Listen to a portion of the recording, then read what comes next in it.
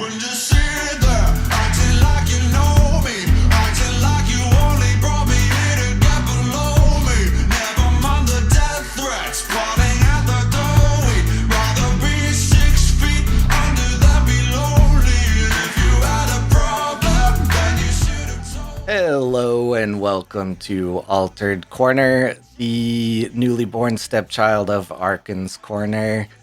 This is the one, the only, COHLRABI, and joining me today are actually only two misfits. Did we want to talk about what we did with the other people of the podcast, or are we just going to pretend like they all disappeared? I think we should pretend like they never existed. All What are you right. talking about? It's always just been us three. I created other people in my mind, so to kick off this week, we're going to have Z tell us about the unique of the week. Alrighty then. So we're pulling one from one of the Altered Corner collections here. It's going to be a unique that Zach and I own. It is a Hua Milan from Bravos. It's probably the best unique we have out of all of the... I think we have like 80 of them. So this is our top one at the moment.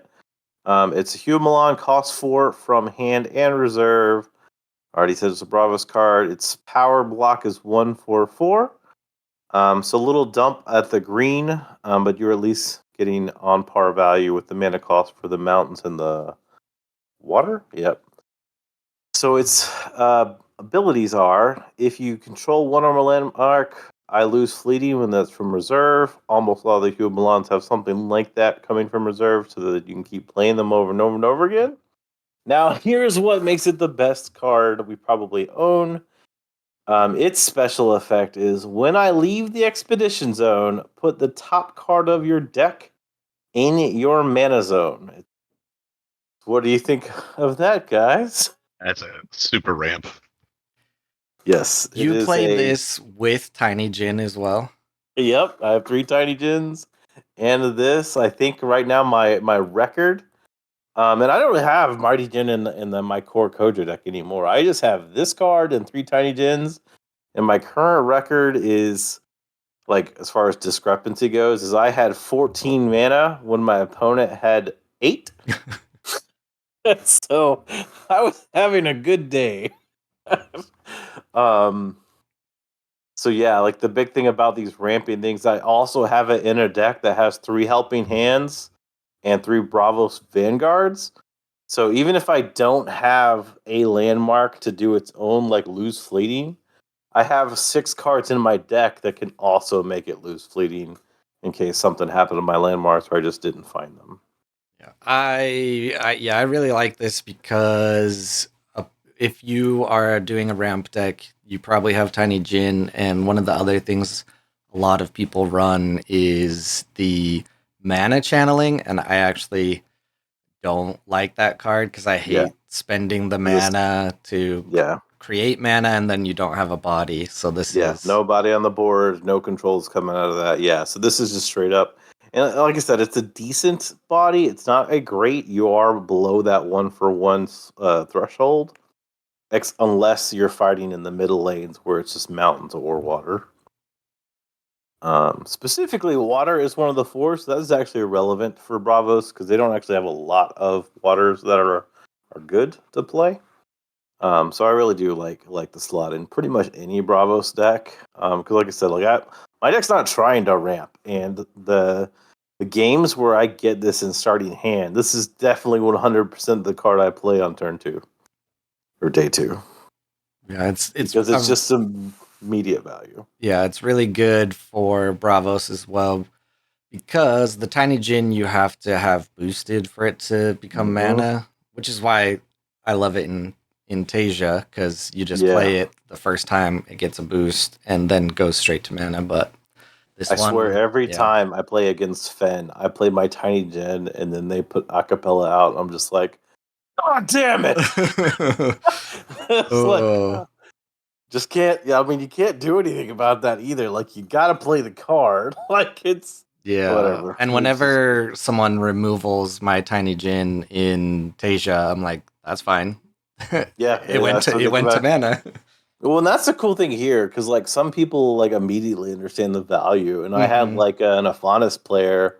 I played it from hand, and their response, literally the only thing they did that turn, was banishing gate, which I still ended up getting because I had the fire dog out that turn too. So I still ended up pushing that turn, getting another mana because this thing fires no matter what. If I play it, I'm getting another mana pump. Period. And they turn skip themselves. So it's like, but even that, like I still think they probably did the right thing because the games where I play this on my second turn, like I crush those games. That's where the uniques, like the A tier uniques, are right. Like they're literally game changing cards. And this is probably one of the first uniques that we've acquired that literally does change everything that's about to happen just because it exists. You getting it that at any point really. The earlier the better, obviously though. I guess it is a little sad if you get it super late, but that can be said about quite a few uniques as well. Yeah, or just cards in general. Yeah, But it's just cards in general. Late game Tiny Gin doesn't do shit either, right? yeah, but like you said, certain uniques kind of changed the game. I played against Lindaway a couple days ago, and when you see a hero like that, you're like, "Oh, I got this game in the bag." But then they had a unique that very like perfectly supported Lindaway, and I lost Yeah. that game. It's like, oh, Cool. okay. Yeah, we didn't give it that much like coverage, but like the Angeras event or whatever it's called, like there's the player that had the 3/1 cost, Yeah, jellyfish. the from hand 1 cost jellyfish that cycled each other. All they had to do was find 2 of the 3, and they immediately go into like 10 power land for their maw. So like it's just a matter of getting the right uniques in the right deck and then finding a way to make them work. And then, like I said, we only have 1 out of 3 uniques that are truly like this top level. But if I found 2 more of these, like I don't know how that would change the deck, but I'd obviously have a lot more mana available to me to start messing with my curve a little bit because I wouldn't need as much like 2 power or 2 mana cost that I have in there right now. So that would I think possibly make some things playable. you said something which this was interesting to me about the the uniques make the deck or whatever, and I think like that was the whole draw. Like at first, like I know we've talked about this probably before, but like the whole draw of the card of the game itself, like you don't know what somebody like okay, they're playing Warriors, so they're gonna have X, Y, and Z into their Mhm. deck, or they're playing Bravos for X, Y, and Z in their deck. But the uniques are what make the deck, right? Like it's Yeah. the special unknown things like that pops up, and it's like, oh, okay, I see you're just gonna ramp now, and like there's only so much you can do about it. So Yep. Yeah, it's weird. there's a growing group of people that want some competitive level to have uniques banned, but I don't know. I like seeing them even if it's on the other side of the board and it gives me an oh shit moment. I think it's always cool. I understand when like the jellyfish situation comes out or those certain Robin Hoods that have double tax, but I don't know. I like them. I like I, uniques. I like them I a agree. lot. Right now, my only complaint is that coming from Keyforge, which is a game made on entirely algorithmically, I very well understand the nuance of like there's going to be some dials, there's going to be some generation of bad iterations of things. I think right now that dial needs to be like I don't know. I think the top end's fine. I think the top end is exactly where it needs to be. I've seen great uniques in all factions at this point that drastically help different decks and styles of play. So I think the top end is right where it needs to be. However, the bottom end, that shit needs to be cut in half.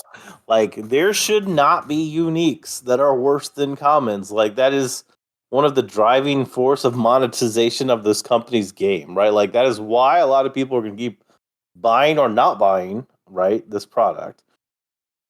So I think like when you open a gold card, you should be getting something that is basically comparable to a rare as the base and up to these crazy things that we've been talking about on the cast. Like, I think that is the biggest thing that needs to be tweaked, in my opinion, unique wise, is that there's always like some degree of like, oh, I got a unique. This is going to be cool to some degree.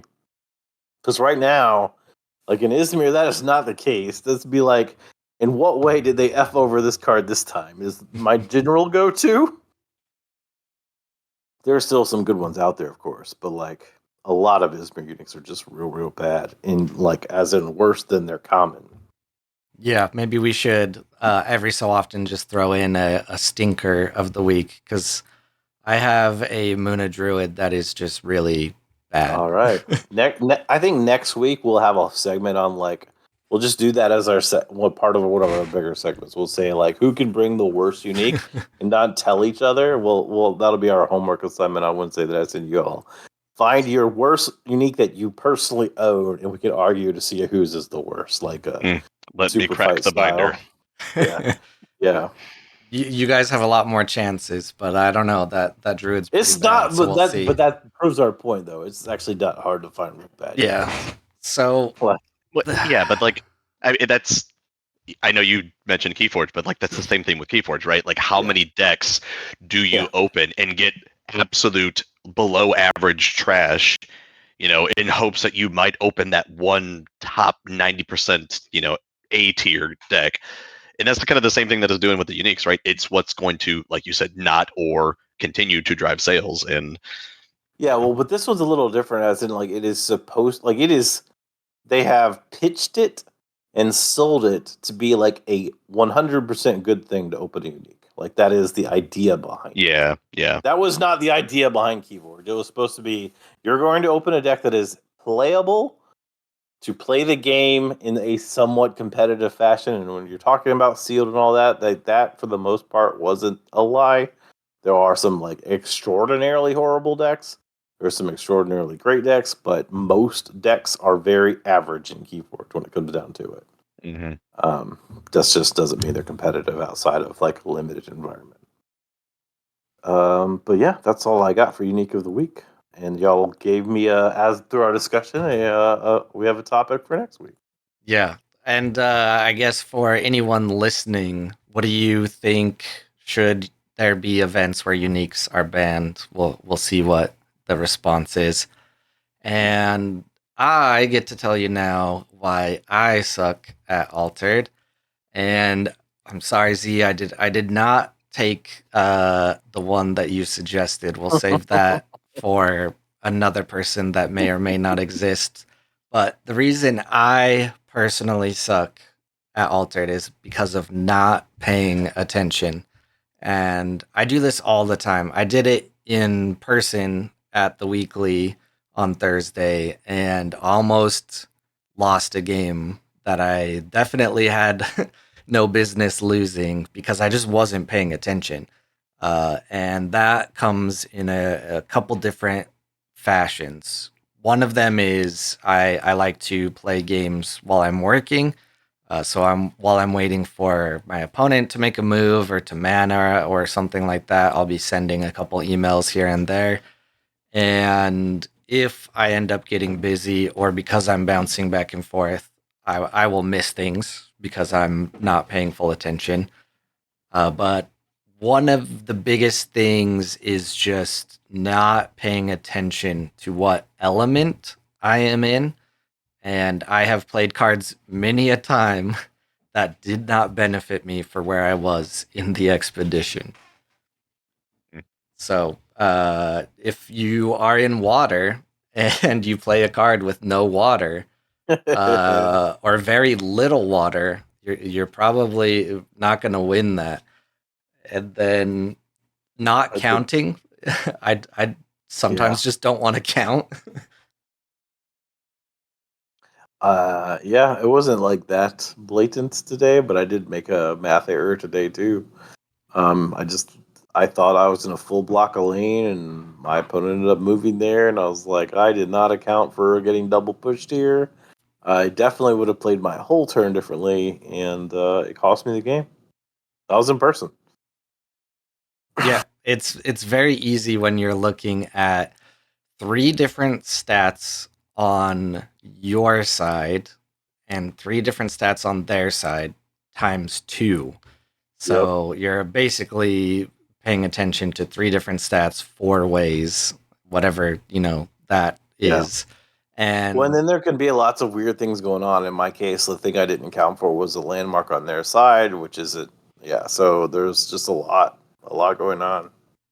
yeah, when I am, and I think honestly this is why I usually perform better in tournaments than I do just tracking my games casually, because if I'm playing a tournament or something, I'm locked in and I'm paying as much attention as I can, and that really takes you to the next level. You can even go like a step higher than that. Pay attention to where you're moving next, which is what I try to do when I'm fully paying attention. I'm on a water only section here, but if I put this character to sleep or I anchor this character, I can see the next location. If I can just squeeze out getting to it, is going to be, a combo of nature and mountain, or forest and mountain. So that also comes, another side note of that is I still have to confirm in the comprehensive rules for myself, but I trust Elio was correct because he knows the comprehensive rules very well. I thought, just because I play mostly online, mostly BGA, Arena added up the stats of each section entirely. So if you have 7, 7, 7, that's 21, and that's it. How you actually win in the arena is by winning 2 out of the 3 elements. Well, just the most. You can actually like win one tie and win. Yeah, I've seen. I just thought this whole time it was just bulk total, and that's it.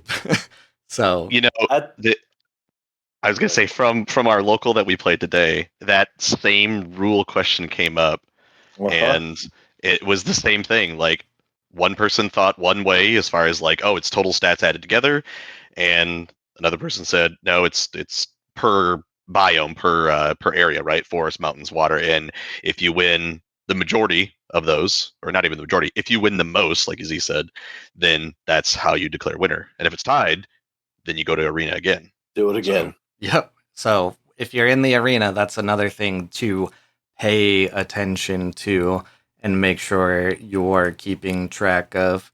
And honestly, I really like Altered because there is a good amount to pay attention to and there's a lot of strategy, but there's not too much. Like, I also judge and play Star Wars, and I feel like there's just too much smuggle, bounties, like all this kind of stuff is just too much. And I'm sure we'll slowly get more and more in Altered, but I don't see it getting to that level of like a Magic or Star Wars Unlimited where there's just too much. Well, one of the biggest things that would change the complexity level is the actual heroes themselves. And if we're not getting new heroes for what was it, 3-4 sets? Yeah. I don't see the the total complexity, because they're going to be like in game design space, right? They're going to be having to be bound by the heroes that exist in the card pool to like build on what they're already doing, that kind of thing. I kind of already talked about a little bit, like if they can expand the complexity that you're talking about through additional use of permanence, so like that we could see, but they would still have to be like viable enough to fit into the heroes that we have. I think once we get a new batch of heroes, that's, people love the design games, love the design games. So like they're going to go more and more extravagant as the game goes on. So I'm sure we'll see that, but I don't think we'll see that for like a year or so, right? Like we have some time. Yeah, and there are new things in the new set that have already been revealed, but they're very simple things already to wrap your hand around, like things being exhausted when they're in the expedition or reserve, and then just gear. But gear is just another permanent. We're used to that. So And that's all looks pretty straightforward as far as what they do. I appreciate that. A lot of what this game has done, the card text itself is very clear with their little parentheses when they add it and stuff. Like it's Mhm. very straightforward. Like this is what I'm doing. I haven't read a single card where I'm like scratching my head and like my old game Keyforge had like 5 or 6 of those cards per set. I'd be like, wait, what happens if this, and this going on? Like that was Yeah. just a thing. You're like, but there's like these cards are like I do this thing or I don't do this thing. That's really all you get. Yeah, Uh, an exact question like that came up. I have a group chat with some friends, and they asked like, "What happens when you smuggle in Star Wars? Does the new card or whatever come into play exhausted or not?" And like, I judge. I'm not gonna say I'm the best judge because Altered is my main love. I didn't know the answer off the top of my head, and the two other people in there that play the game don't know the answer off the top of their head because none of us Yeah. play smuggle decks. But that Mulan we talked about earlier, it literally says the exact thing at the end yep. in parentheses as an exhausted mana orb. Yeah. Yeah, so it is Yep. really great. Yeah, They do a very, really very good clear. job. Okay. I think I'm up for my control cards, right? Yeah, what are we controlling with cards? Yes. So there's some couple like, we have to operationally define what I'm talking about here for a second. But last week we talked about draw. So we defined 2 types of decks. We have a low draw deck and a high draw deck. Basically whether you're seeing, a certain amount of cards is not as much, or if you have a hero slash faction that's seeing more cards. So like that's going to be very relevant with a lot of the topics moving forward. At the moment, there weren't that many low draw decks, but they're still out there in the meta. So I'm going to kind of define what I'm talking about moving forward in those terms. If you didn't hear last episode, you should probably go listen to it. It was a good one. lots of cool stuff from all these guys here. Just remember, it's always been just us 3. Those It's other just the people in the 3, other that's right. ones, that's just Cole Doing doing voices. right? Yeah, I have been working on getting into some voiceover work, so it has Yeah. been my practice. The last episode did have some feedback, some comments. So when you're going into these control cards, you might need to speak better on Muna's behalf, or I think I promote Muna pretty well. I say a lot of good things about Muna, especially at the end. Like maybe they just read or like listen to the whole part. I don't know. Who knows? All right, but anyway, so control cards. So there's a lot of ways that talk about control in every card game. Specifically, Altered has a bunch of them.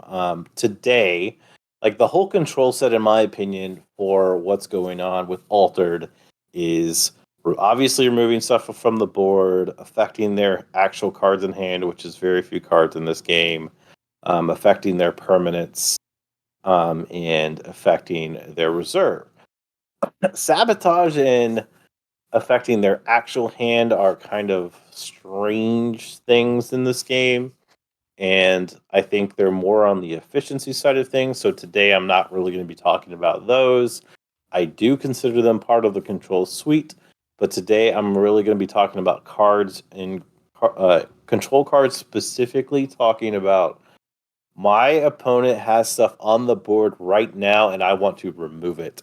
So we're talking about stuff that'll take a active character in an expedition out away from that expedition, or an active landmark on the board that is providing its permanent effect right now.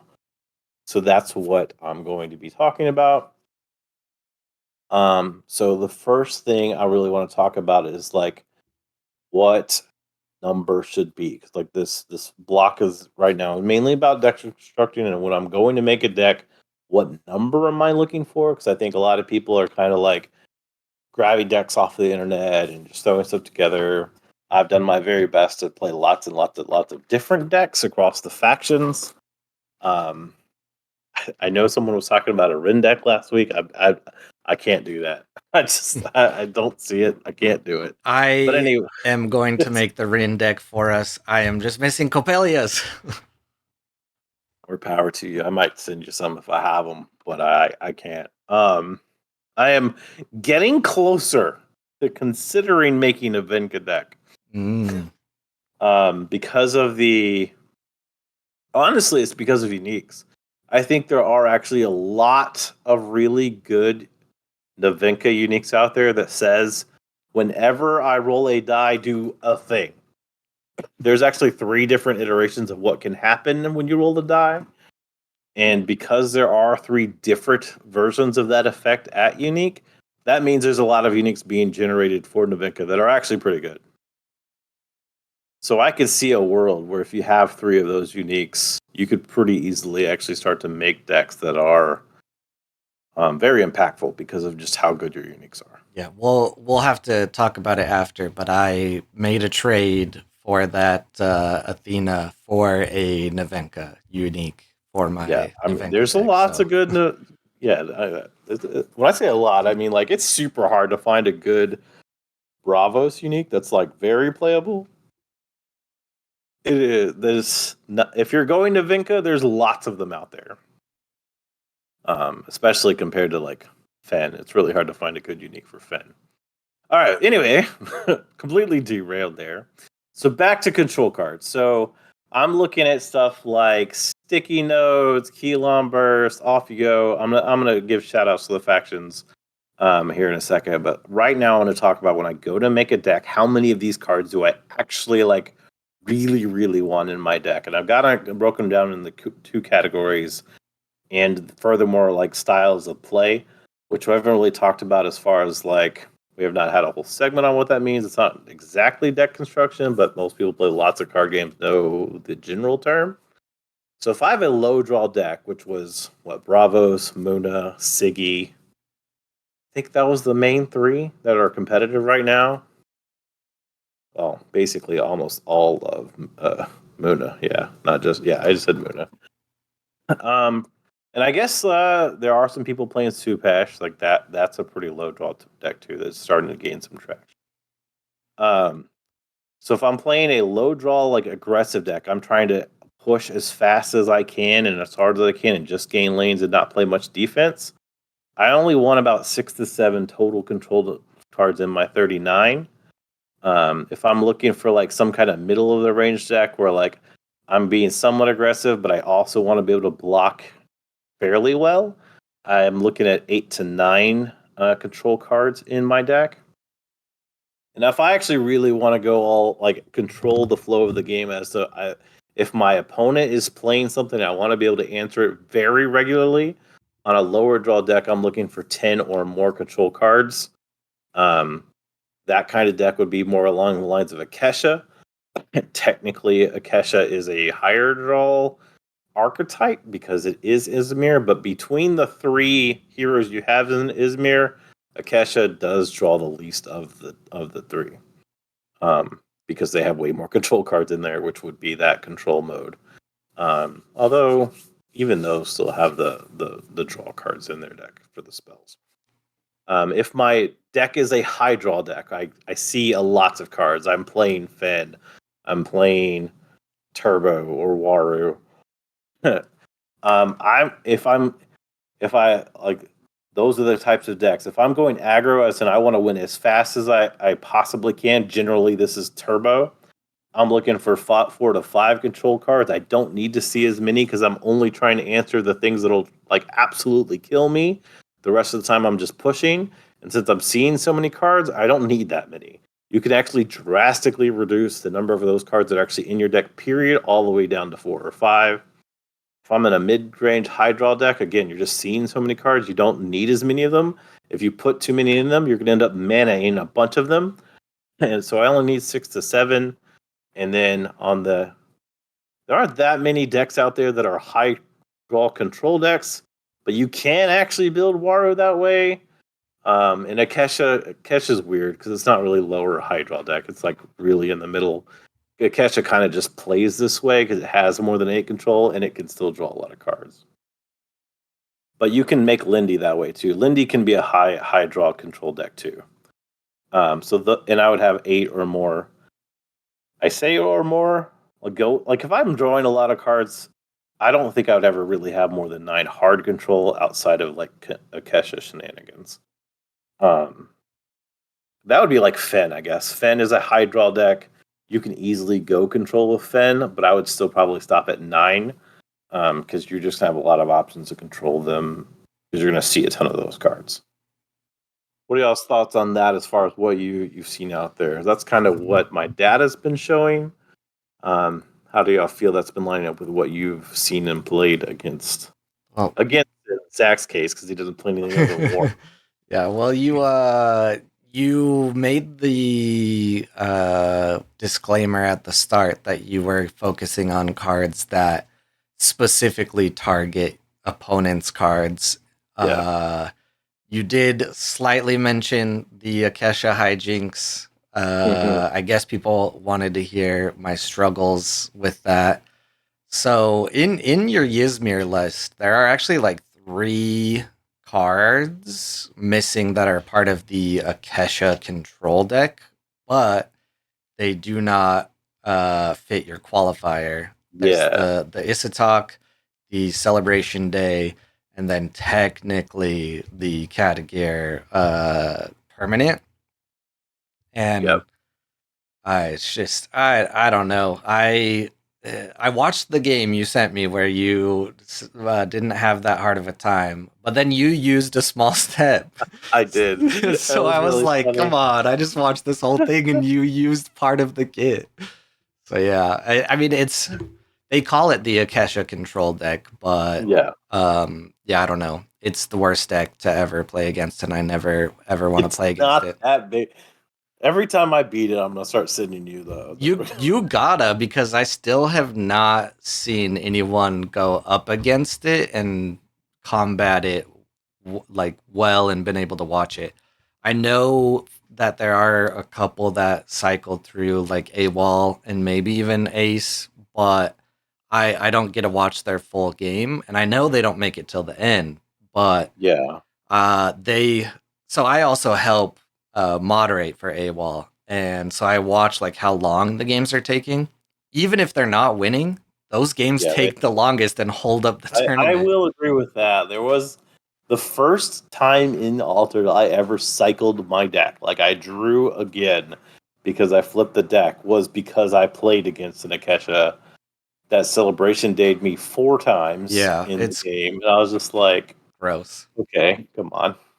Come on now.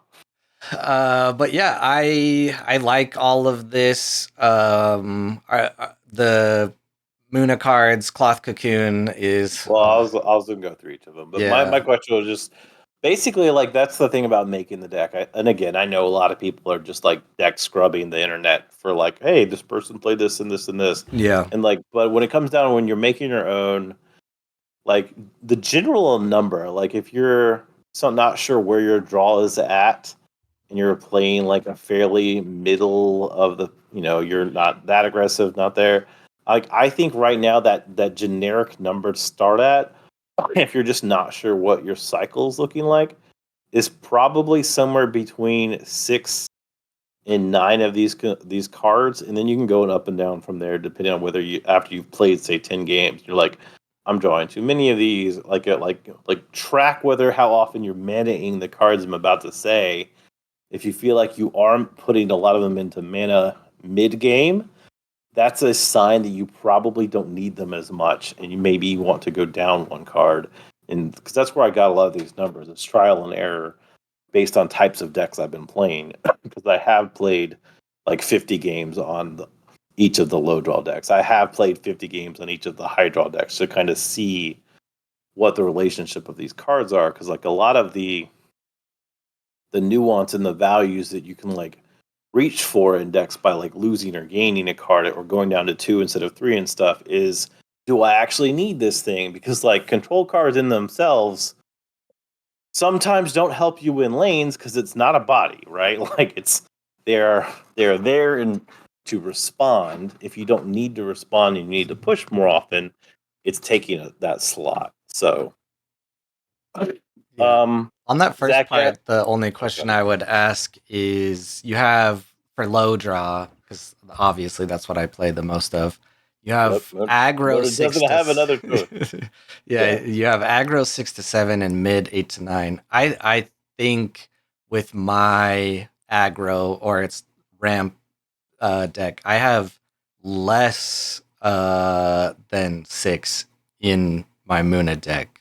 So I would I don't know, it's definitely rough try to for us. hit more than that because, Yeah. like, with less than 6 in a low draw deck, like there's going to be certain times where you should be getting blown out of the park by other aggro decks that are coming out there that do have more answers than you, like Kojos that are coming out fast, Yeah. Tress that are coming out fast.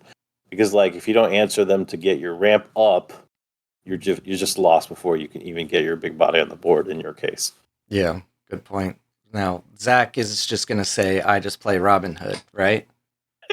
No. Actually, I mean, I'm looking at the cards that you have that you're going to mention here in a little bit, and it is interesting that the different factions have different amount of cards, right? And I think that kind of lends itself to the type. vastly different. Yeah, and it lends itself to that type of play that you expect from those decks or what you'll see. It is interesting that I mean, even with the low draw cards, like 6 to 7 for an aggro deck, like there's a very good chance you may never see those cards in repeated games, right? Yeah. But I don't know.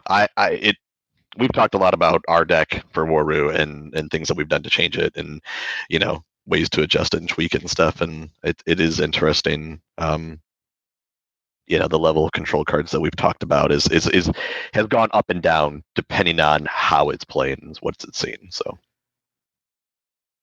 All right. So I've got some cards that I put that I think are significant to mention that are control cards for each faction.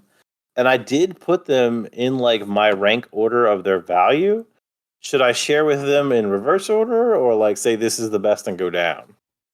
I What are think y'all's thoughts? best first because now that I know that you did that ranking, I'm looking at the Ordis and I'm like, okay, that makes sense. Yeah. So as I was reading it, I was like, I didn't know there was a ranking, but it makes total sense. All right. That's one vote for best first, Zach. I always like to build up to the climax. So All I right, think all right, hype them up. Go from the bottom to the top. All right. All right. So for Axiom, I've got 4 total control cards on my list. At the bottom, mainly because it's in the rare slot, it's actually a good card, but it's hard to put in most Axiom decks. I've got Sticky Notes. It's out of faction, hence it has to be a rare. If it wasn't out of faction, it would probably be higher ranked, but it's hard to get it in there. I do have Common Boom in there. I still use it in the current meta. If something changes with Robin Hood, I might cycle it out, but I do still have it in there. Um, this doesn't actually remove a card from the board, but it wins lanes and removes them from Expedition, so I've kept it in here. I have Rare Hooked as the second best Axiom control card. Technically, it could be Common Hooked. I just don't like it for personal preference, but basically, Hooked is ranked number 2. Common, then the number 1 card I have at Axiom. I think it is by far their best control because Helon Burst is at common. It only costs 3, and roughly about 80% of the game, Helon will remove everything you need removed, creature and permanent wise. The best permanents in the game cost 4 or less. So it's just fantastic at common for Axiom. I rarely see any decks that have Axiom that have less that don't have 3 of them in there anyway. So I think most people kind of got that pegged correctly as far as where they're going there. The Um, rare hooked does card draw, right? Yes, that's why I said for my personal Yeah. preference, it's actually cost 2/2 instead of 1/2. So I do understand the logic behind the people that run it at common, because it is still a really good control card at common. You are saving 1 mana there. I just really, really love card draw, and I understand the argument that Trace might not need it too. I don't know. It's just one of the most efficient cards in the game is Rare Hooked, so I just love Yeah, the I value. mean, you're getting not removal, but you're getting a interaction and a card draw I get it. Yeah, my favorite thing I've ever done with the hooked is I've forced two dragons to be on the same side. Oh, It's like yeah. that's fine. I'm already one lane ahead. You can win that lane for the rest of the game.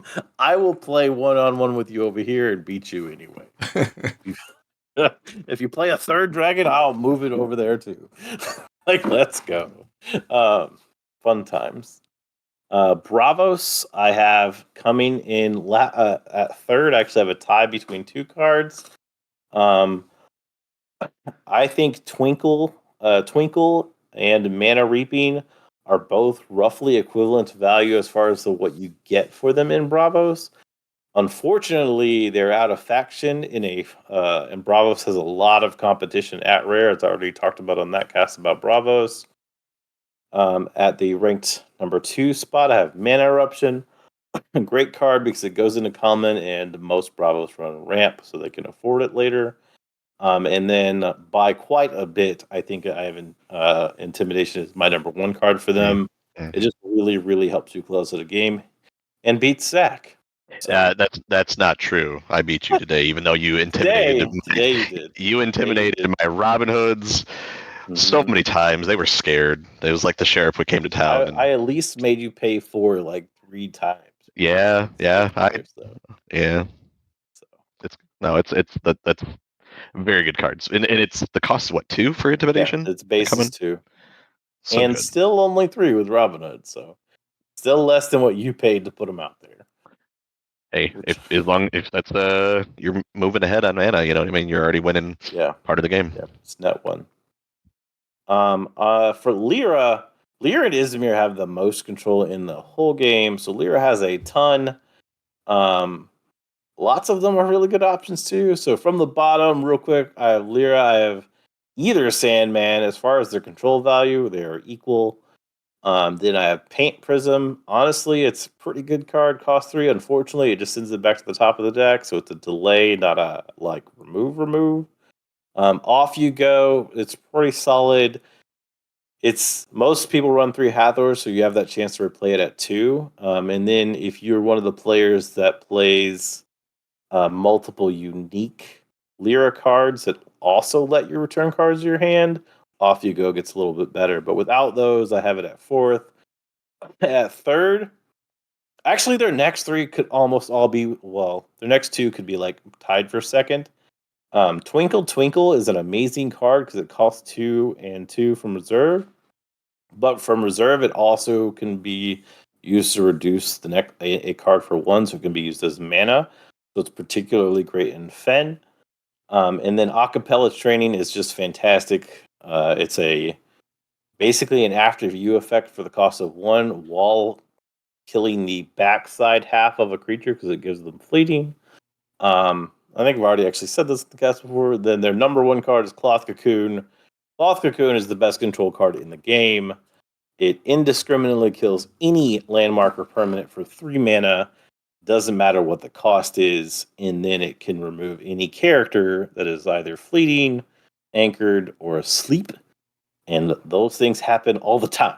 So I think this is the best control spell in the whole game by quite a bit. And Lyra has the absurd value of being able to put 3 of them in their deck at common. So I don't think any Lyra deck should be run without 3 of those. That would be like staple number 1 for all Lyra decks. Doesn't matter what hero you're running, even though you should only run one of those heroes.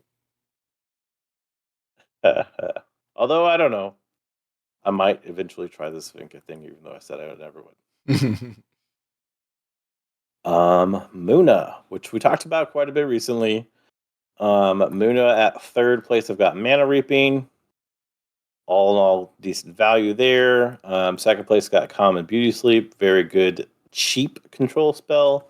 And hey, here's Cloth Cocoon again. So obviously, even though I'm spending a rare slot on it, I would spend this happily in any Muna deck I ever made. I would have 3 of them there. It is well worth the rare slot to have the best control card in the game. Yep. Every Muna deck I have has it. Yeah. And Beauty Slip is really one I need to wrap my head around better. It's just really hard because I don't want to use it against Waru like almost ever. And it is also hard for me to use it against a lot of Bravos decks because of like seasoned, things maybe losing fleeting. But I think that's a personal issue. I Yeah. just need to get used to. Beauty Sleep using for more. me, I use as an in-game thing. If I draw it in my starting 6 or on day 2 or 3, it will be mana. If I see it anytime after day 3, I save it in my hand, looking to end the game with it because Yeah. you can actually double cast it for 4 mana. And if I'm going into like a turn where if I double push, I win. I would be looking to actually play Beauty Sleep from hand and then from reserve to lock out my final push based on the anchored people I have on the board already. Yeah, that's a really really good way to look at it. So I'll have to lock that away in the Because like if you mind bank. consider a late game Beauty Sleep for 4 mana, I'm sleeping 2. Mm-hmm. If that's what you're trying for, you're planning for that versus it just being. But the rest of the time in those first 3 turns, basically, it's just a mana card for me. I can't hold it knowing I don't have a lot of draw because obviously I'm playing Muna, so I can't afford to just hold on to it the whole game. Like freaking Ortis can do that shit. They can draw teamwork training in their 6 and hold it till turn 8 to win the game because they know they're going to just see a bunch of cards. Yeah. Just That like and Izmir. charge. Yep. Just like Izmir can hold their small step from turn 1 because again they're just going to draw a lot of cards. So I should always just assume they have it. They just have small step. They just start the game with it. Ortis. We have Ortis. So in their 4th place, they also have access to Keylon Burst. I honestly think we would see it a whole lot more if they had to actually think about what rares to put in their deck. Maybe if Robin Hood wasn't Bureaucrat, they would have to make that assessment. So we'll see. Sandman is almost always in their decks already because of Robin Hood. I am very interested if Robin Hood were to change, if we see Sandman again. It is a very good control plus body card, so it might have an argument to continue to be in there, but I'm not sure. I think in a world where Robin Hood doesn't say Bureaucrat, Keylon Burst immediately goes up in rank over Sandman, but with the way it is now, I think Sandman's above Keylon Burst because you actually see it. They have Sticky Notes, was a comment at common. That is their only real answer to the Hydrocina. So most of them still have it. It also does help them against opposing Robin Hood, so they have that. And by far their best control card is Teamwork Training for 2. They have tons of dudes on the board almost all the time. I've used a Teamwork Training playing Siggy to remove a dragon. I had 7 characters. Yeah, those last 2 cards are probably the scariest on this whole list to me. Mm-hmm. They just feel so good, and they have both of them at common. Ugh. Yep. Yeah. Well, and being able to spend 2 or 3 to remove things that are very threatening, like it's like Pluka ends almost every game with Teamwork Training. Like that's just what he does. Like it's just because he can go into a turn, kind of like I was talking about with the Muna. You start with anchored dudes, and in his case, he starts with a bunch of sleeping bureaucrats. And then that final turn, he just teamwork trains whatever you land that's threatening because he can teamwork training anything because he has like 8 dudes. So it's pretty sick. Zach knows about teamwork training. Oh, I love it. It's such a good card to keep. Like it you're gonna have multiple characters, right, to be able to power through that. But like, especially if you have like a Quetz out and he's just, if you're playing a Traced or a Fen, and they're just constantly filling your board with recruits, it's like, yeah, just power up my card. Like your big problem there is gonna go away. So yeah, no, it's just such a good card. Then we have Izmir, so kind of like Lyra. I'm gonna go through this faster because they have a ton of options. There's actually probably some I didn't list here because they just don't see play as much. But at the very bottom, I have Boom. Literally, you're never going to see it or play it unless you're running Lindy. Lindy needs a lot of help from uniques. So if you have those uniques, you'll probably get Boom in your deck. If not, I don't think a Faunus or a Keisha ever run Boom because it has to take a rare slot. They have Dorothy Gale. At common, I do see her on occasion. Every time I see her played, I question the value of it. The only time I see it played regularly is in Akesha, because Akesha's just trying to be a bitch the whole time. Um, True. trying to like just trying to screw you. Like it just feels very annoying to play against Akesha. I do win most of those games. I know Cole has this whole experience that he rants about all the time. Yeah. But Well, like I don't enjoy those games either. I will agree Yeah. with you that it is I think I barely mentioned it before, but I should have known a long, long time ago. I went up against an Akesha in a draft, like a sealed draft, at Gen Con, so before the game was fully released. And even then, with just the like cards we had, that Akesha was just like, nope, nope, nope. yeah. Yeah. So Yeah, you because like Akesha basically, like even if you take any iteration of them, right, you can fill your deck with basically 9 cards that say draw of some kind, and then 30, like whether it's Baba Yaga or whatever, they'll just be there to get you cards, and then the other 30 cards can be some level of control, and it's really really grindy to play against. I even tried to play a game with it. I won't play with it either. Like I don't like that style of play. It's awful. All right, continue with their control cards. They also have intimidation, still a great card. You don't see it as much as I think you should. I'm actually not sure why. I've considered trying to work it into my Faunus deck because it is a pretty great card. They have Banishing Gate. Most of the time, you'll see it at common. There's very few cards in this game that just say destroy anything you see. Banishing Gate's one of those for 4. It'll do that. Out of faction Beauty Sleep, you actually do see quite a bit of for the exact same reason I just said it in Muna. It also combos super well with the Faunus because they want super cheap spells. The better uniques in Izmir return spells from your reserve to your hand to give you another cast at 1. So it's just a really, really good control spell for Izmir. And their number 1 spell, because they have so many ways to return it to their hand, is Off You Go. Only cost 2. Most of the game, the creatures you're sending to reserve are 3 or less. And then you can return it to your hand due to shenanigans, then do it again. Flamel does it at common. Almost all the uniques that people are searching for in Izmir do this.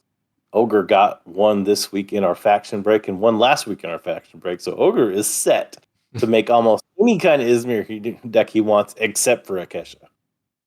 So yeah, I think this ranking is really good, especially with Kraken's Wrath being pretty low, because it seems like it would be amazing, but I just don't think you really see it getting used. I that tried much. to play it more actually, but no, it wasn't. I had it. Yeah, I don't know. Did I skip that? I have it in between Dorothy's. Yeah, third from the bottom. I tried to make this work a lot because I thought it was going to be a good answer to Siggy back when Siggy was like super popular, but Siggy kind of died off. Yeah.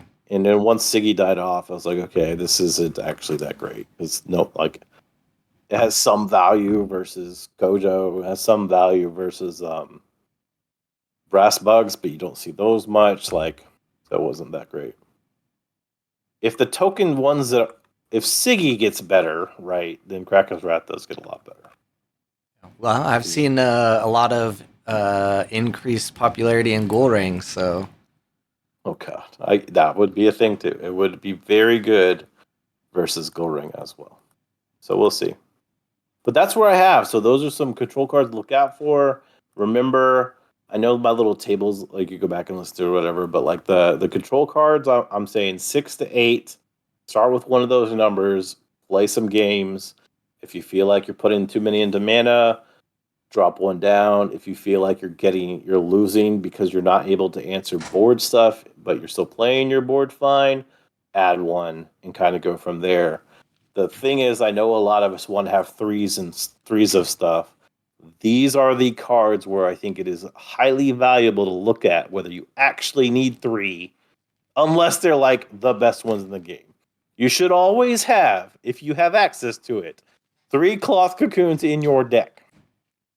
don't know how many times Yep. I could say that one. Yep. If you can put it in your deck, you need to put 3 of them in your deck.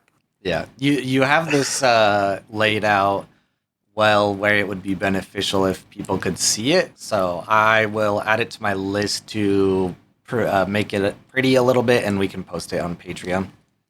Sounds good. It'll be in the Patreon.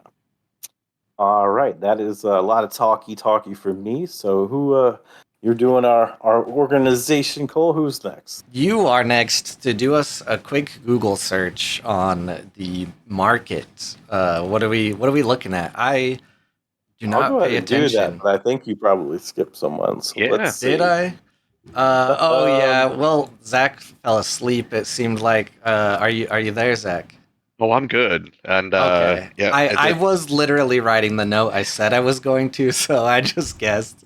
So it's so funny because like my meta line was skipped. I think at one of the first or second recordings that we did. Wookie skipped you 2 weeks Yep. ago. Yep. tell Go us ahead. more about Ortis. All right, more meta line talk, and that's funny that you actually said, "Did I fall asleep?" Because we're going to talk today about the Sandman and playing him in Ortis, but specifically War Room, because again, that's what I'm playing. Excuse me, goodness, because it still is right now probably one of the top tier decks. So Sandman in so Sandman 3/2, 3 from hand, 2 from reserve. 0/3/3 for the cost. The big ability with Sandman, as we were talking about with the control cards in Ortis, is when playing it from hand, up to 1 target can gain a sleep. That is really good in the War Room decks because it can sleep your bureaucrats for longer, including Robin Hood, the dreaded boogeyman. It can sleep other ones if you just want to keep drawing cards, potentially with the attorney, whatever. We talked about those ones. Or if you want to just continue sleeping, whatever. What is also interesting about the rare version of the Sandmans is that you may have a character gain 2 boost after it goes to sleep. So with that, it, as Z kind of mentioned, like it's a control card in the fact that you are, well, backing up a second. The thing that's really good about the Sandman is that you can use it offensively or defensively. Offensively, it's pretty clear, right? You are sleeping your character, more than likely a bureaucrat. If you sleep your own character, you're going to have a gain 2 boost. And so when it does wake up, it's going to be stronger and more powerful than when you put it to sleep. Defensively, you can take their big bad creature off the board, at least for this round, especially at the closeout of the games. One of the things that happened today when Z and I were playing was I had to decide whether or not which of his creatures sleep. He had a very large board on both sides, playing Kojo, and calculating out and do the math in my head. It made sense that I had to sleep this one creature, specifically playing the Sandman on the opposite side, and that way it wouldn't lose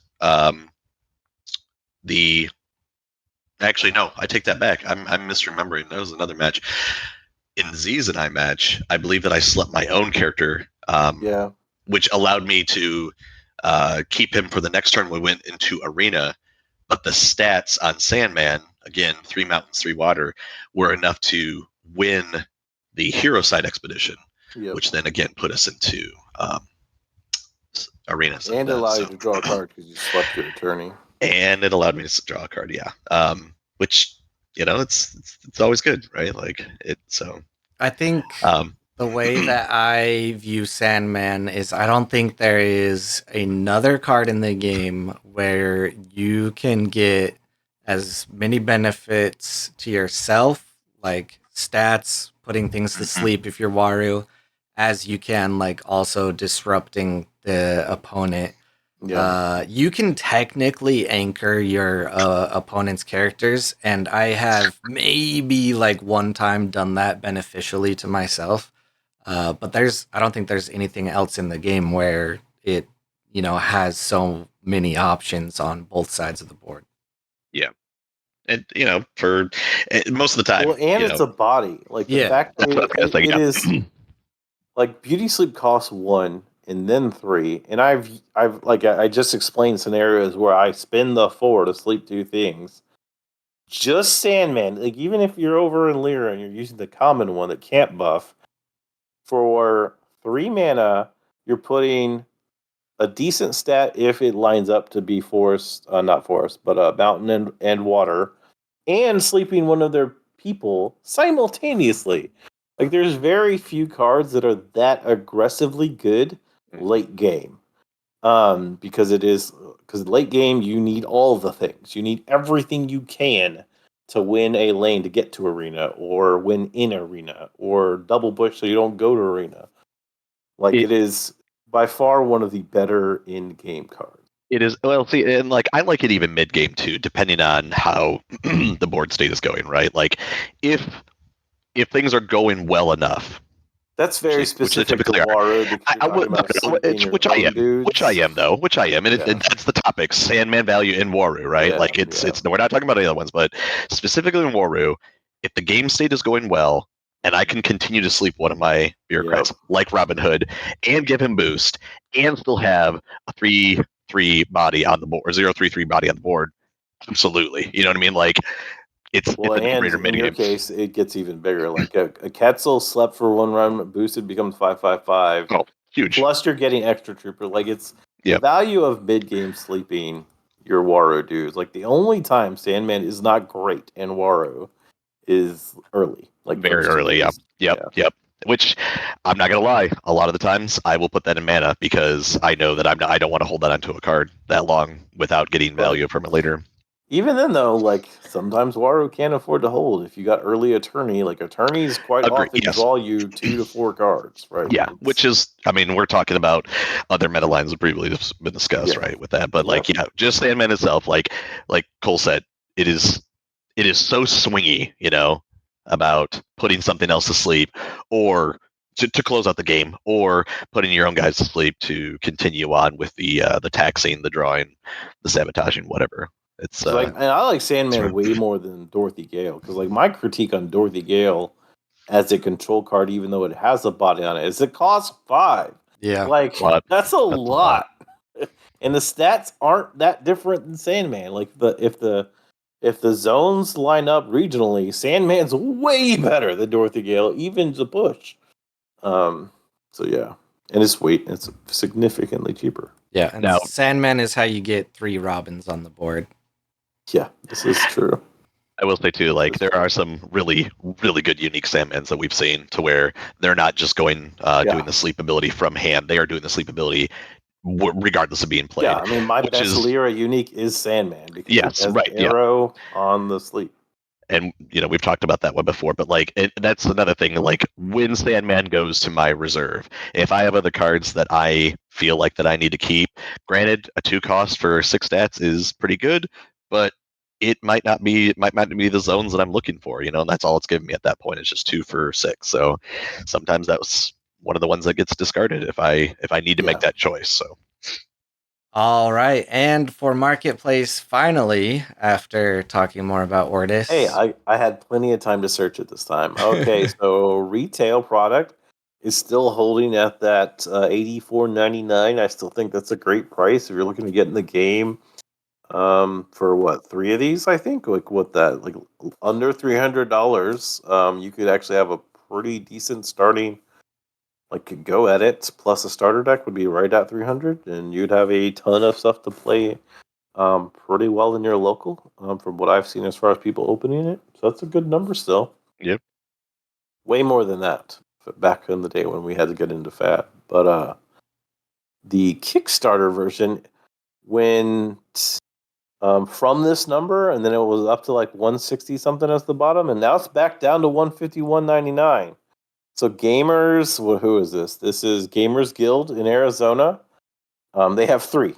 There are 3 of these available at $151.99. This isn't come out to Tuesday. It's currently Saturday. These are probably going to be sold out if you come here. And then, so if these are gone, I think it goes back up to the $164.99 that we talked about last week. Still, I think it's a great 164 price. is still great though. I went to a local store in the past week and they were selling them for 200. So Well, and then value wise, right? Like I've opened because of the faction breaks that we do, I've seen 11 Kickstarter boxes opened, and I've never seen a Kickstarter box open of 37 packs that have not gotten you around like $220 to $250 in value of cards. So these are still fantastic prices. So I'm yeah, sure this will be sold out. Hell, I might buy it before the movie cast. Who knows? this segment is going to get really interesting because if people listening don't know like the state of Kickstarter boxes, they're gonna be gone. Like there's Yeah. gonna come Yep. a time where they are gone, and I'm sure there are people out there sitting on unopened ones that are going to sell it for a very high amount. But even just like they don't exist in like France, They're not Italy, printing more. Spain. Yeah, all of Europe is out of them. If these same places had a way to ship them to Europe, they'd be getting near double this amount. Yeah. But it's a nightmare to ship over there. But yeah, that's it. That's all I got for the prices. They're still looking good. All right, next up, we are going to talk about events. I will start with just not the smaller ones, but the ones we don't have to spend as much time talking about.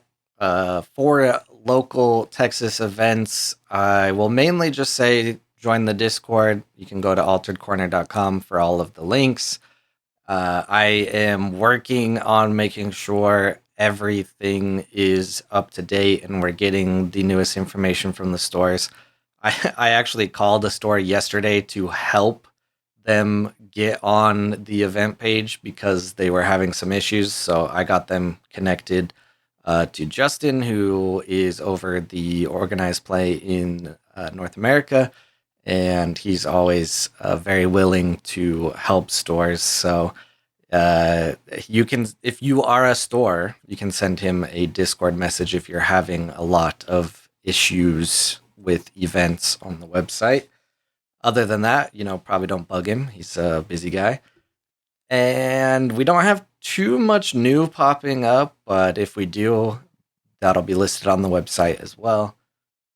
For AWOL, I did play in it. I did better than usual because I took a deck that I actually play instead of just playing something random. But we had a newcomer, the Blender, take first place on Fen, and Yolakin took second on Trace. And I have had the pleasure of getting my ass kicked twice by Yolokin this week because I lost to them in AWOL, and I matched up with them Thursday, maybe Friday, and they kicked my ass again on Traced. So it was super great. Yeah, Pluka has fallen, so a moment of silence for our American hero. I believe he was He'll taken be out back.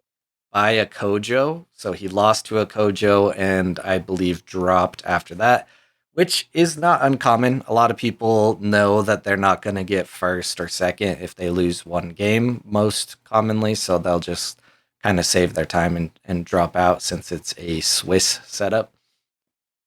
You guys didn't play in AWOL this week, did you? No, I didn't make it day well. I don't play in AWOL just because of timing, but Yeah, busy family, guys. What is that? Having kids? Come on. Yeah, I mean, gotta do stuff. But the big story is we had the Ace Championship.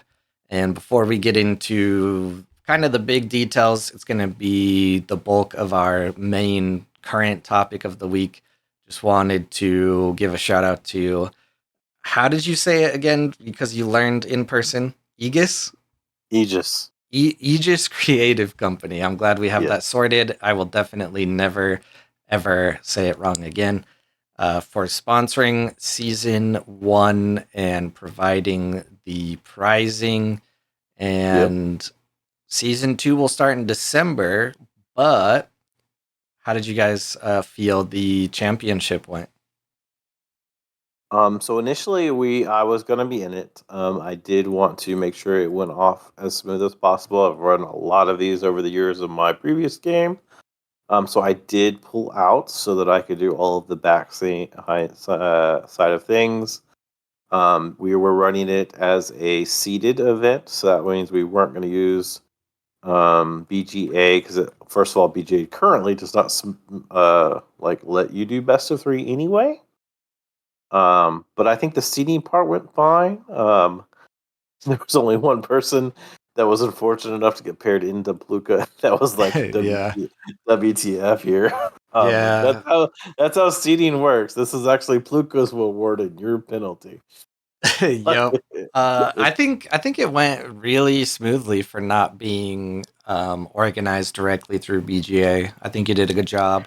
I think the players did a really good job at being, they surprised quick. me. Yep. Yeah, it is a what is the word? It is very great to do everything through BGA, and it makes it kind of effortless. But this went pretty well from the outside looking in.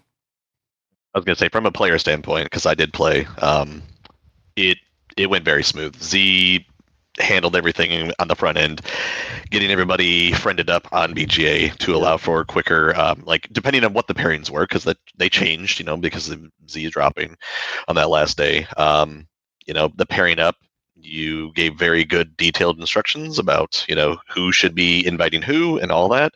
My partner invited me, and we played our 3 games.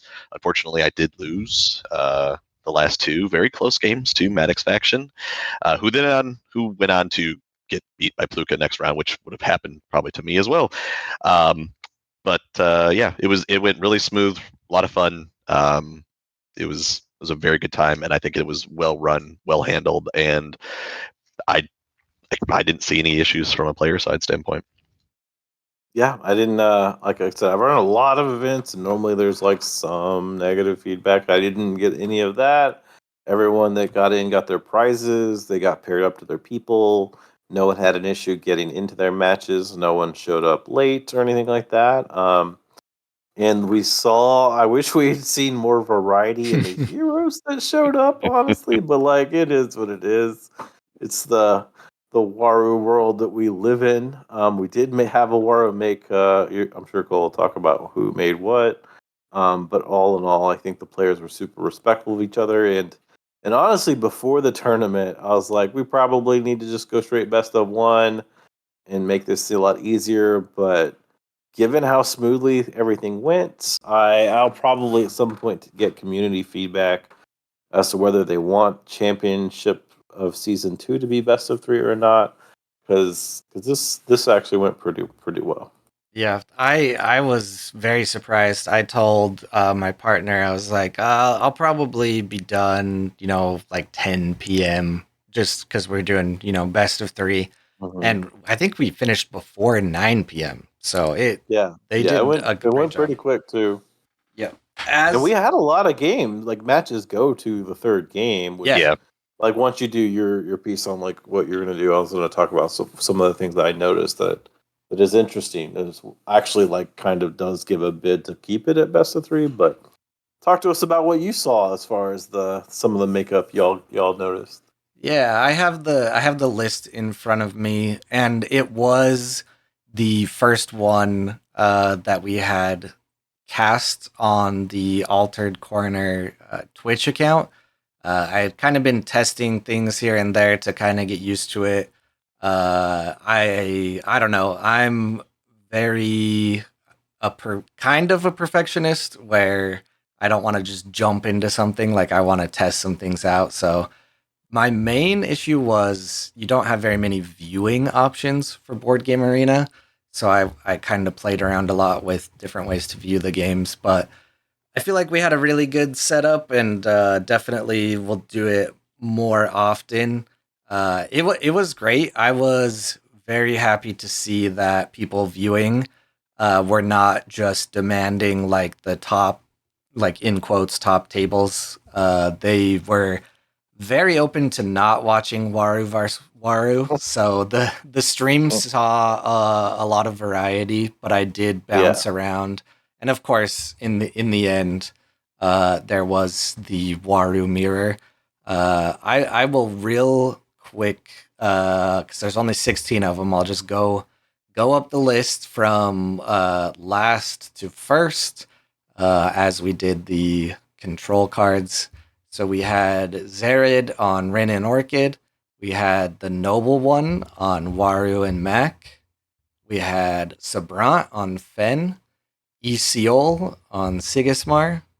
Doombringer on Sierra. Dexter on Waru. Belteshazzar on Kojo. Aklo on Akesha. Ogre on Traced. Maddox on Waru. Evron on Waru. Boston Bever on Fen. It's Beaver. There's no A in there. I know him personally. Yeah. It's Beaver. Elio, DFW fame, Elio, Subash, AA Sylvain, the French monster on Waru, Mhm. the Keelon guy on Waru from Switzerland, I'm pretty sure, and Pluka taking first on Waru. So for me, the sad thing is no Tasia in the championship, but there was No one even brought one. yeah, there was a Rin and Orchid though. What do you guys think? I was surprised that there was only one Kojo because it had been gaining. Like I after we did our segment, we started to actually see it more in the wild, and it had done pretty well in AWOL recently. Having the only Kojo being Belteshazzar kind of surprised me. I was expecting to see 2 or 3 of them. Fen has seen 2. Like honestly, the biggest surprise is Ren was here. Like I don't get it. I know Zared's a good player. He's like he was even talking Ren up in chat. Obviously, it didn't work out for him, but he did win one game. That is one more game I've seen Ren win than ever before. Yeah, No. I would say if anyone's gonna bring a deck that you don't think you would see, it's Zared. We thought Zared was gonna play Navenka. Like I think we all even did. I don't know if it was Zach or one of the other people that no longer exist, but they were worried about going up against, or it was Zared or Elio, because you could say the same thing about Elio is he's not going to play Waru until Robin Hood is changed, something he's very specifically said. So the Subash is kind of out there as well, but both Zared and Elio play things that not a lot of people play, and they both play them very well. Zelio was on Tasia literally the week before this. Yeah, and it smashed me round 1, like handily.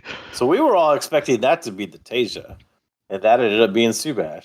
Yep. Yeah, Which was the highest ranked non-Waru player at top 4. That's the top 4 slot. He did very well. Yep. I don't know. I still think just from the amount of arena games I play that the meta is shifting a little bit, Here we go again. but not quickly enough. I will say by now we is- have enough time. It's not quickly enough. Cole, trust me. Once you get, ranked high enough in that Oh my arena gosh, thing, so it is Waru. I the conspiracy theory I have is that it's not about the rank, because I play against like top 200 players, like, or 1800 1900 on BGA. I very very rarely play against someone that's not elite, and on my newest deck I've played against 2 Warus out of 24.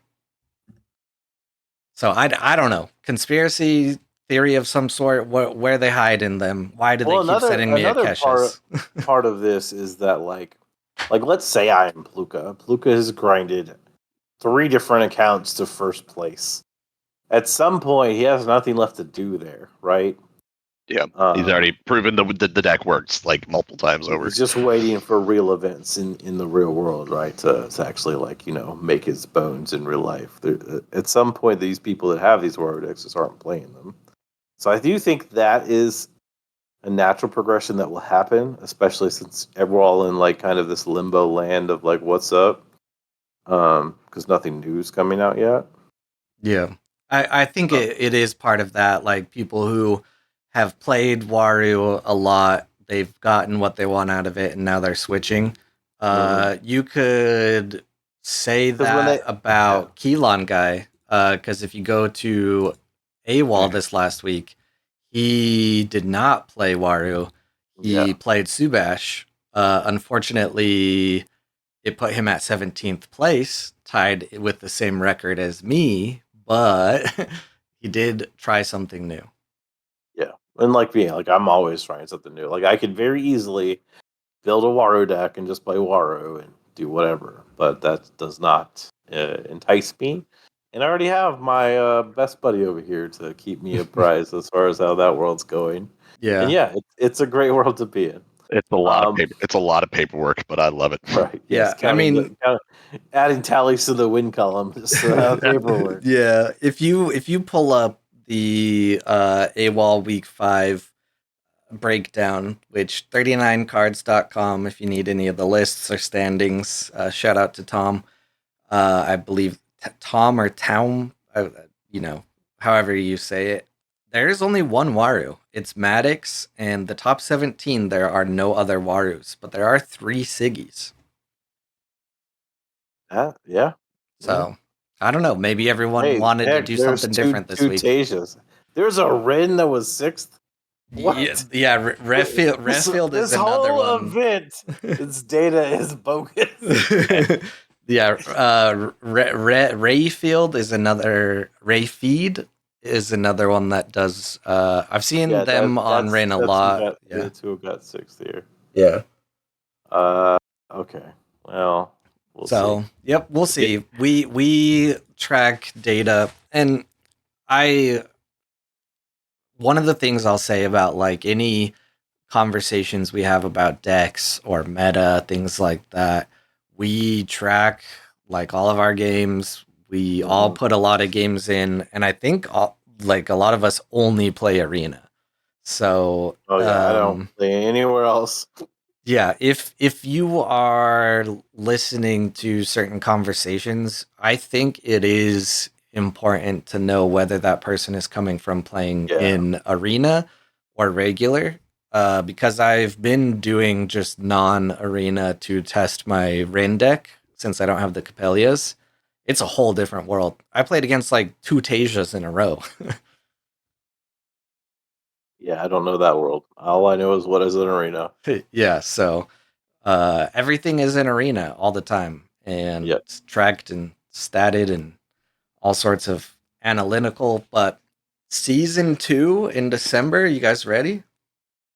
Yeah, December 3rd, we're going to kick off season 2. I really loved how this went, so I don't foresee a whole lot of changes. We did discuss moving the start time to the 30, because when I was talking to people, that sounds like that gives more flexibility for people who get off at like on the hour for their jobs. So we'll probably start at 6:30, given how fast everything's been firing. And honestly, the only other discussion I think to change as far as the weekly events is I'm still good with putting up foilers or whatnot. We'll talk about what pricing looks like for season 2. I will need to talk to Aegis to see if they want to sponsor round 2. But yeah, I think we're going to be good to go on the 3rd. And other than everyone that's out there to sign up, moving to 6:30 instead of 6 Central Time, that's the only big change I know of. Yeah, I mean But before that, people will have opportunities to do some of your fun events, right? Yeah, so the first one, of course, which is actually absolutely going to fire this time, is the No Ordis. I'm not sure if it was because the last one was on a Sunday and it was really early, but not many people signed up. This time it hit the minimum really quickly. So either it being in the normal time slot or the collective amount of time that has passed to have everyone angry at Robinhood. Yeah, Tuesday is going to be no Ortis. I am still kind of judging for the week after what to do.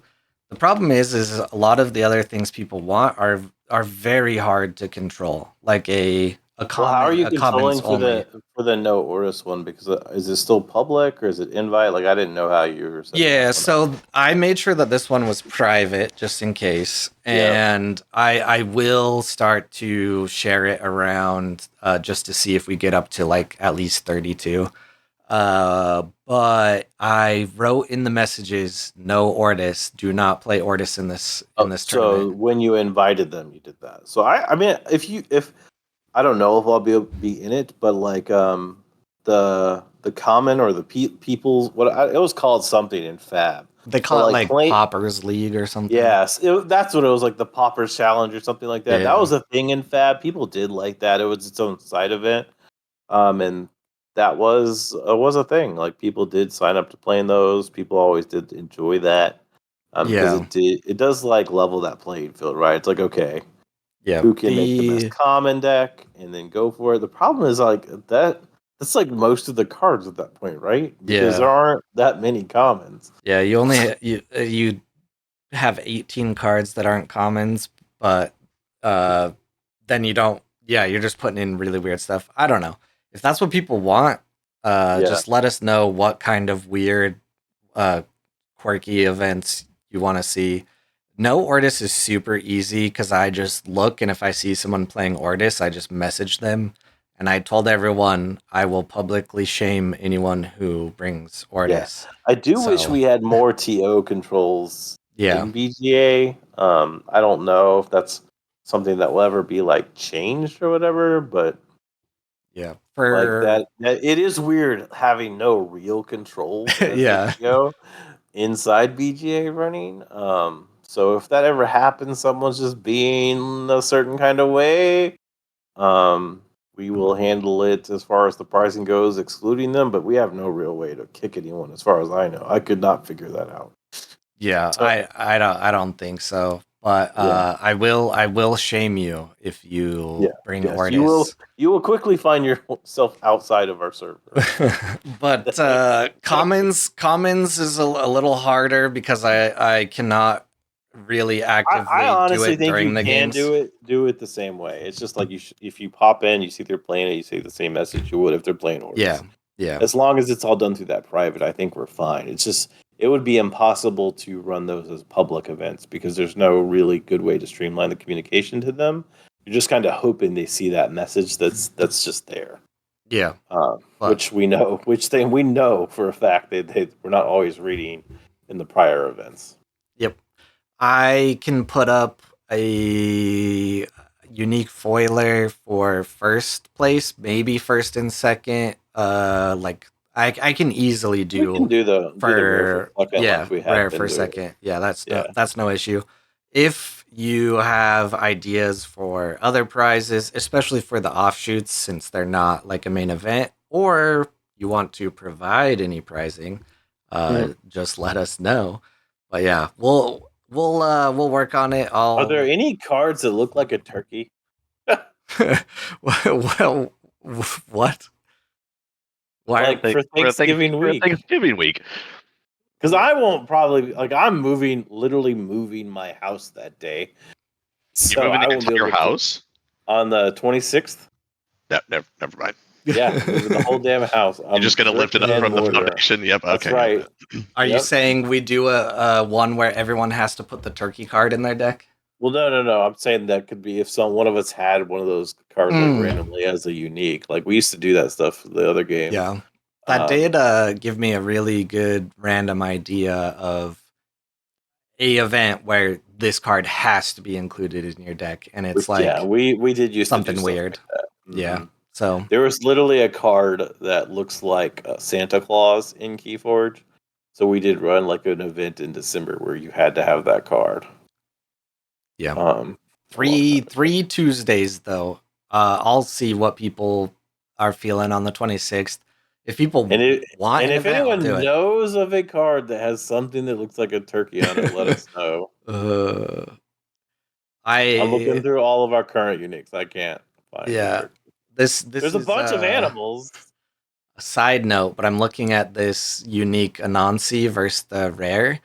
The rare is holding up a sailboat, like paper, construction Origami. thing. Yeah, it's like Origami. well, if you look at it, it's like he's doing the cat's cradle. Do you like look closely? You can see the strings. Oh, okay. Yeah, yeah. And the unique is a cat, but it's not a turkey. And it's also golden too. Like Yeah. you can see the strings even turn golden around him. Yeah, that is very, very interesting. But that has been a little over an hour and a half ish from us. Is there any other pressing thoughts or matters before we send it off We're into about the ether? wrap this one up. Got any closing thoughts, Zach? Yeah, just be sure to visit our Patreon. That is patreon.com/altered corner for future deck construction episodes. And we will eventually have a Patreon win-a-box event for I think it was the $3 tier members or higher. I think we're planning on having one in December. So if you're like one of only 12 people in there come December, you'll have a 1 in 12 shot of winning a whole retail box.